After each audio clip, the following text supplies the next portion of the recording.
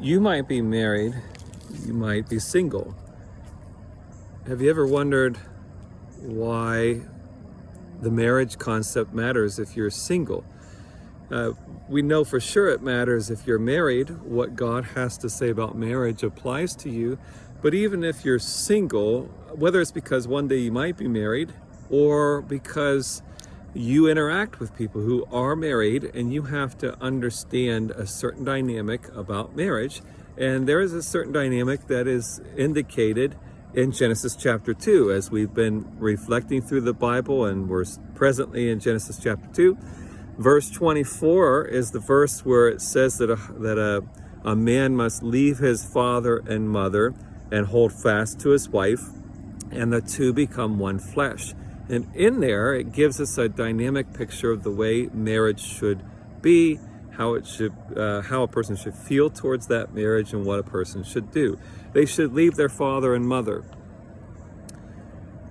Think about what that means, that I need to leave my father and mother. It certainly does not mean that I do not have a relationship with my father and mother. Scripture is clear that we are to honor our father and mother. But there is a shifting in priority where before my priority relationship was my parents. Now my priority relationship is my marriage. And other than your relationship with Jesus, your relationship to your spouse is above everything else.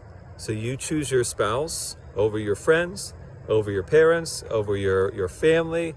You choose your spouse over your job. You choose your spouse above everything else. Again, not over Jesus, but over everything else, your spouse comes first. You leave those higher priorities to now make this the priority.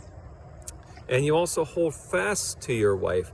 There is to be this, not clinginess necessarily, but there is to be this pursuit of my spouse, attachment to my spouse. So it's not good enough to just be together still. It needs to be that I am pursuing this person. That's the dynamic that God expects to happen in marriage. And these are the dynamics that, if they're there, promote a healthy marriage. That I put my spouse above everything else except Jesus. That I am pursuing my spouse, and then again that the two become one flesh. Where before, in the past, you could make decisions on your own. Now you make decisions based on you and that person.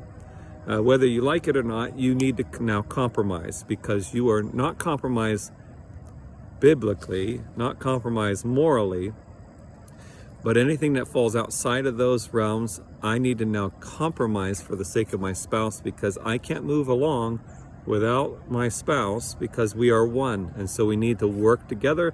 That doesn't mean that I force my direction. That means that I need to understand my wife's interest, my wife's concerns, what my wife wants to have happen, her goals, and I need to make choices based on that in the context. And so we need to move ahead as one. It also speaks to the need to constantly pursue unity in marriage, to make sure that we actually are in unison with each other.